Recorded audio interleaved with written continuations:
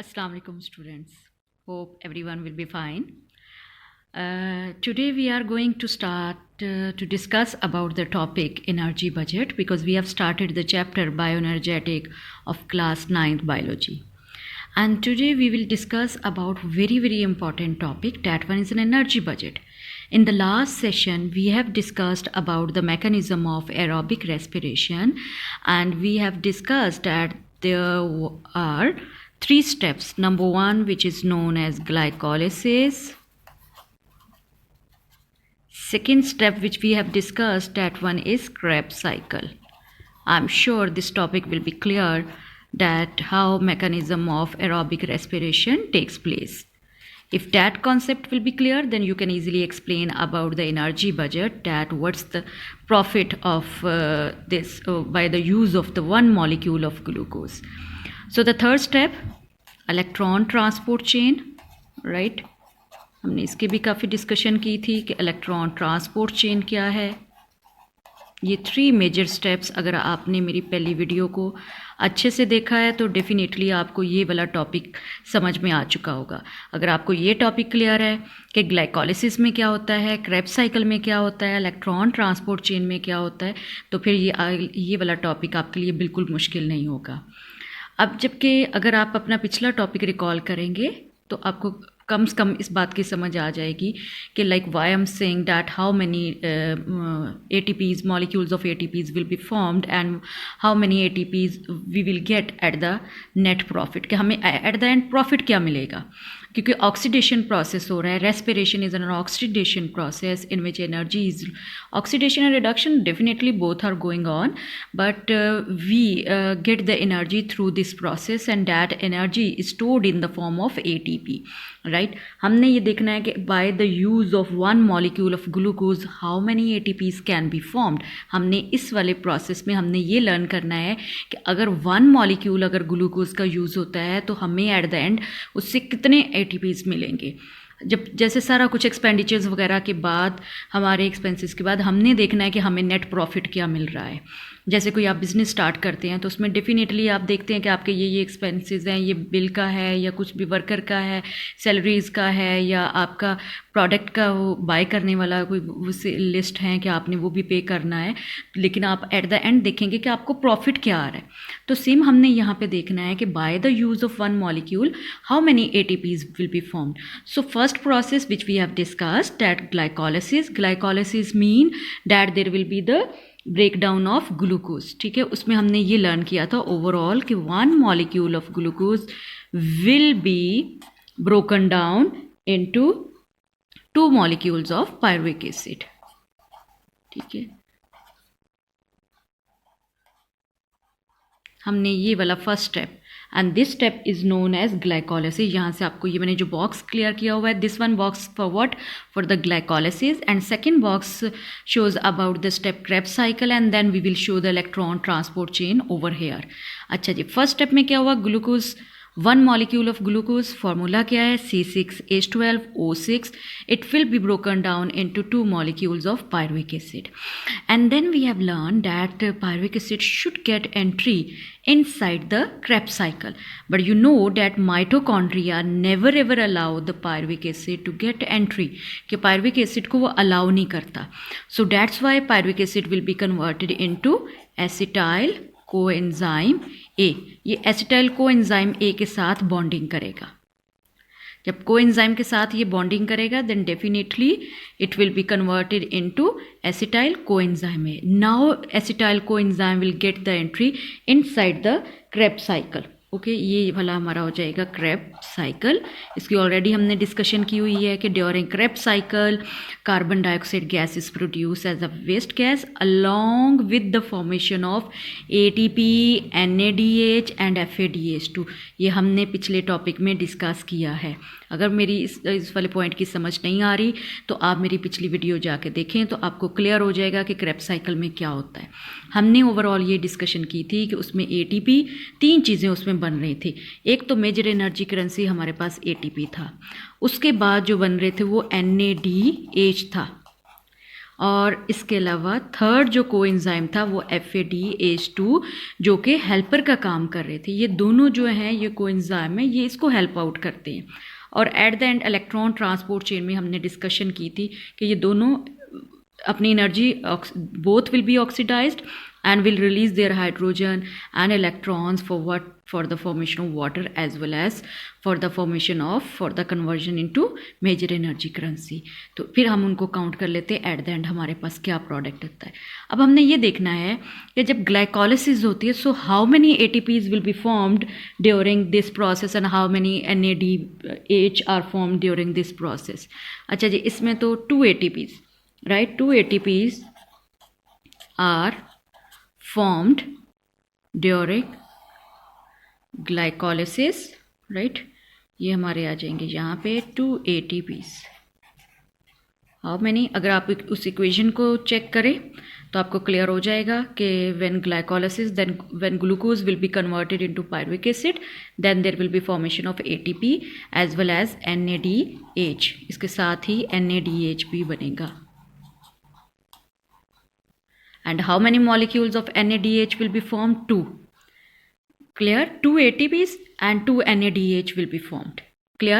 ये कब बनेगा? When glucose will be broken down into 2 molecules of pyruvic acid। एक तो उस टाइम पे, और सेकेंडली जब pyruvic acid एसिटाइल कोएंजाइम में कन्वर्ट होएगा again there will be release of और there will be the formation of 2 molecules of NADH, right. उसके बाद जब क्रेब्स साइकिल है then there will be formation of 6 NADH। Why is it so? Because there is complete oxidation of food stuff takes place। ठीक है, यहाँ पे complete oxidation हो रही है, so that's why there will be the formation of more NADH and FADH2 क्योंकि इसमें complete oxidation हो रही है along with ATP, 2 ATPs, right, 2 ATP और ये भी 2 FADH2। आपको ये चीज़ें क्लियर होनी चाहिए, स्टेप्स क्या है, होता क्या है, और हमें ओवरऑल कौन कौन से जो मेजर एनर्जी करेंसी और कोएंजाइम कौन कौन से बनते हैं ये आपके फिंगर टिप्स पे होने चाहिए। उसके बाद आपने ये नंबर याद रखना है।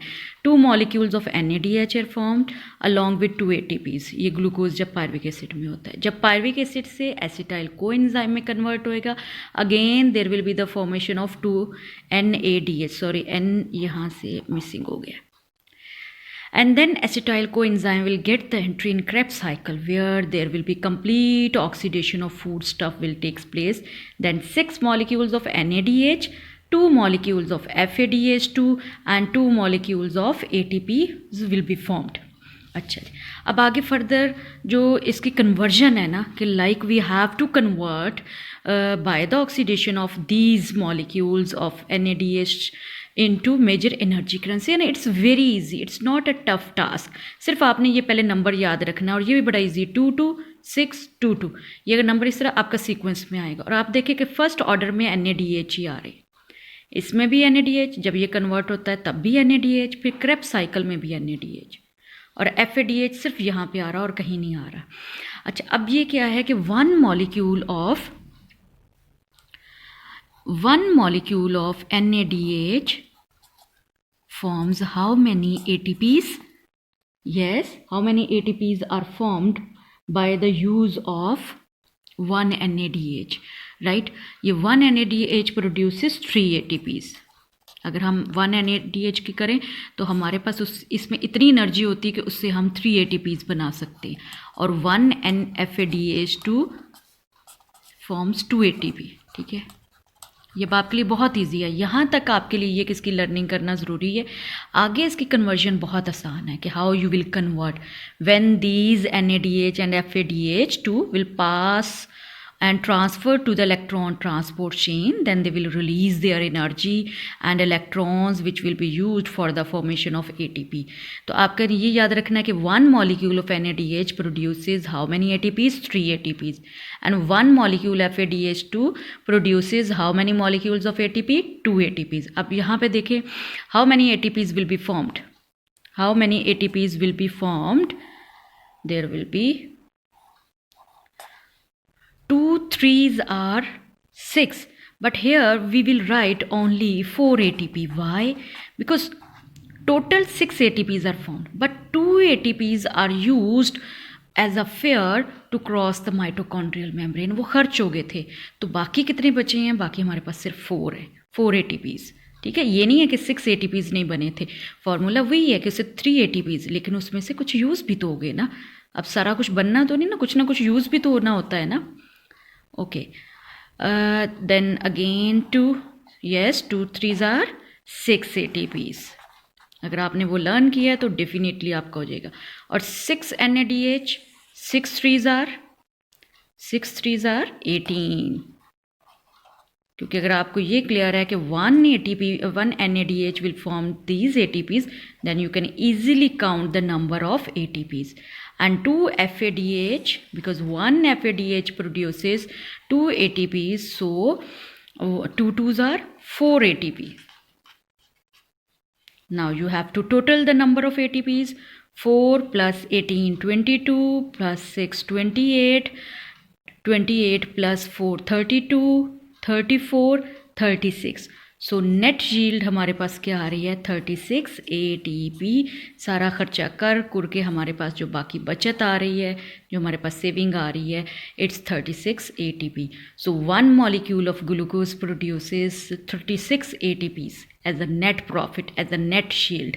और ये बहुत ईजी है, but first of all you have to learn the topic of mechanism of aerobic respiration, and then you can easily learn this topic that what's the energy budget. जिस तरह हम अपने घर का बजट बनाते हैं कि ये हमारे अखराजात हो रहे हैं, ये हमारी जो है वो सेविंग, जैसे हम अपनी इनकम का करते हैं, फिर उसमें देखते हैं एक्सपेंसेस कौन कौन से हैं, फिर उसके बाद देखते हैं कि सेविंग्स क्या है. तो सेम बेटा ये वाला भी है कि अगर आप 1 molecule ऑफ ग्लूकोज, और हमें पता है ये हमने सीक्वेंस याद रखना है कि ग्लूकोज पायरुविक एसिड में, पायरुविक एसिड एसिटाइल कोएंजाइम, उसकी भी रीज़न बताई क्योंकि माइटोकॉन्ड्रियल मेम्ब्रेन एंटर नहीं होने देती. राइट, अब आपने ये याद रखना है. अगर आपने पिछली इक्वेशंस को देख लें, अगर आप इन इक्वेशंस को देखें, ठीक है, इसमें जो पिछली मैंने, glucose will be broken down into 2 molecules of pyruvic acid along with formation of ATP and NADH. अगर आप इसके साथ बेटा अपना वो नंबर ऑफ़ मॉलिक्यूल्स यहीं लिख लेना तो आपका अगला टॉपिक भी इजीली हो जाएगा. जिस तरह यहाँ पे ATP, NADH, FADH2 मेंशन है ना कि इसमें ये चीज़ें बनती हैं, तो आप इसी के ऊपर अपनी बुक के ऊपर जो है ना वो मेंशन कर लें. Like 2 ATPs are formed over here, and here you have to form 6 NADH and 2 FADH2 over here. अगर आप ये मेंशन कर लेंगे तो वो वाला टॉपिक भी आपके लिए इजी हो जाएगा. ठीक है, तो ये आपके क्या आ रहा है, ये this box is showing about the glycolysis, this box is showing about the Krebs cycle, and this one is showing about the electron transport chain ETC, because all these will be oxidized to release hydrogen and electrons for what? For the formation of major energy currency, क्योंकि energy इसके लिए use हो जाएगी, और hydrogen will be used for the formation of water. I am sure कि आपको मेरा ये टॉपिक समझ में आ गया होगा. अगर आप मेरे चैनल पे नए आए हैं तो मेरे चैनल को सब्सक्राइब भी करें, बेल आइकन को भी प्रेस कर दें ताकि मेरी आने वाली जितनी भी वीडियोज़ हैं उनके नोटिफिकेशन भी मिलते रहें, और इसको लाइक भी करें और शेयर भी करें अपनी फ्रेंड्स के साथ, फेलोज़ के साथ जो अभी 8th में हैं, जिन्होंने आगे 9th में आना है या प्री-9th ज्वाइन की हुई है, उनको आप ज़रूर शेयर करें ताकि वो मेरी वीडियो से बेनिफिट उनको भी हासिल हो और उनको ये टॉपिक अच्छे से समझ आ जाए. ओके जी, अल्लाह हाफिज़. इंशाल्लाह नेक्स्ट वीडियो में मिलते हैं नए लेसन के साथ, और इंशाल्लाह उस लेसन में मैं डाइजेस्टिव सिस्टम स्टार्ट करूँगी. That one is also very very important topic, not for the matric as well as for the inter. So इंशाल्लाह very soon we will start that topic. Okay, अल्लाह हाफिज़.